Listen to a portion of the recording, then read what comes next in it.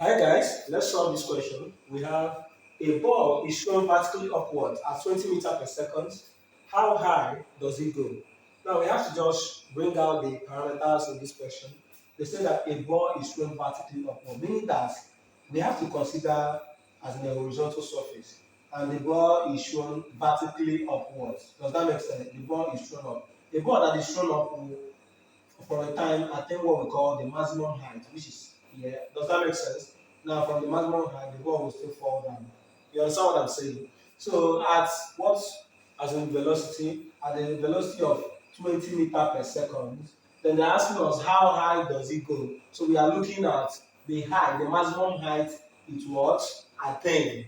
Does that make sense? Very good. If you understand that this is the maximum height, what I said is that a ball is thrown vertically upward.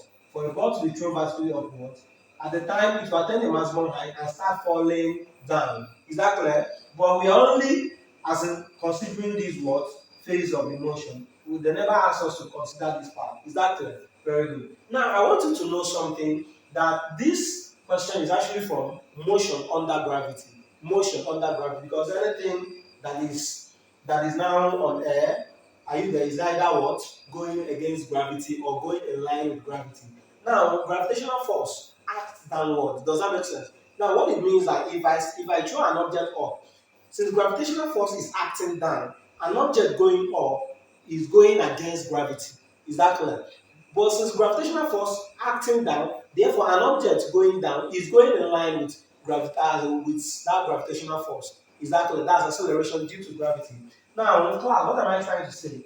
That anytime an object goes up, are you there? The object is now, that the acceleration of that object is opposite that of acceleration due to gravity. Now, watch what I'm trying to say. From equations of motion, we have that v is equals to u plus at.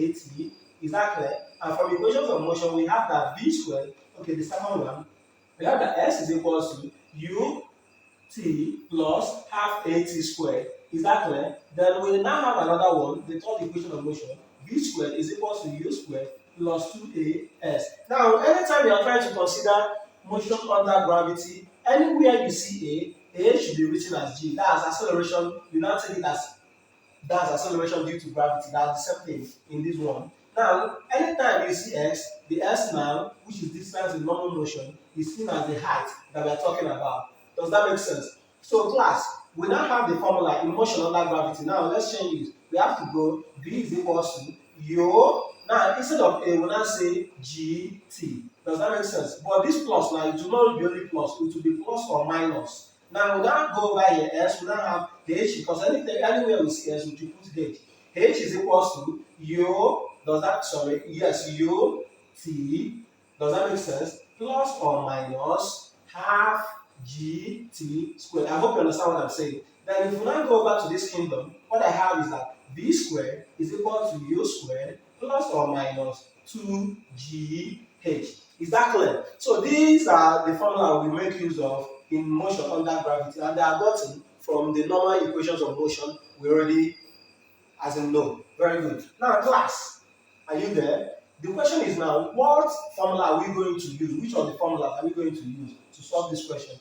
Well, someone will start asking me, why am I saying plus or minus? Why am I saying plus or minus instead of the plus?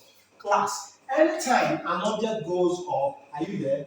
The acceleration due to gravity will be minus g. It will be minus g. Why? It is that minus shows that the object is going against gravity. Now, if you are not coming down, the acceleration due to gravity will be plus g. Is that clear? So we make use of minus if you are going up. Then we make use of plus if you are coming down. Does that make sense? Very good. Now, class, a ball is thrown vertically upwards. Therefore, the g now, are you there, is going to be negative. So we say minus 10 meters per second square because the acceleration due to gravity we already know 9.8 meters per second square or 10 meters per second square. So let's use 10. Now we have to put negative. You know why I'm using negative, right? Very good. Now class, let's keep going.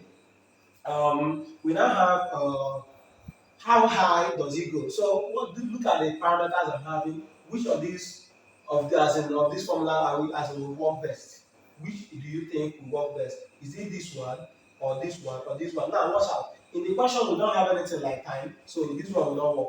in the question we don't have anything like time, this one will not work. Now look at the third equation. I have b squared is equal to u squared plus or minus 2gh. Does that make sense? Now I have u, I have g, I have h, but I don't have v. Class, I want to tell you something. Anytime an object is going down up, at a particular point, it will attain them at the maximum height. Now, class, at that maximum height, the final velocity is zero. You should know that. An object that is going up, when it attains the maximum height, at that maximum height, its final velocity is zero. You should know that. Now, when an object starts coming down, from that point, it starts coming down from rest, the initial velocity is zero. These are things that you should know. You should know that. Therefore, we can use this formula. It has everything. Now, class, you should know that the formula we are making use of is now v squared, are you there, is equal to u squared minus 2gh. You know why I'm saying minus 2gh? Because our gravity should be negative. Now, class, I have that v squared, which is now 0 squared, is equal to u squared. What is my u? My u is 20, so I say 20 squared minus 2. What is my g? My g is what? 10. Are you there? Then times h. We don't know the h. The h is what we are looking for. Now, someone will start asking me, why am I not putting the minus 10 here? My dear, the minus, look at the minus already. The formula was initially v squared is equal to, was initially plus earlier. So we make use of minus when it has now gone against it. Now, as it is not proper for me to put minus here and come and put minus here. So if I want, I'll put plus here. But if I put plus here, that g must definitely be minus 10. So for me to now put minus here, that means that I've affected the minus, as in that as the opposite in direction. So that's what I'm saying. So I have 0 is equal to 20 squared. What I'm having is 400. Then this minus 20h, because 2 times 10 is 20. Then h. Class, if you now collect like terms, or minus 20h, come over to this side. What I have is 20h is equals to 400. So I have to divide both sides by 20. Cancel, cancel, cancel, cancel. So I have that h is equal to 40 divided by 2. That will give me what? 20. So my answer is 20 meters. And that's the answer to this question. Bye bye. Don't forget to share my videos.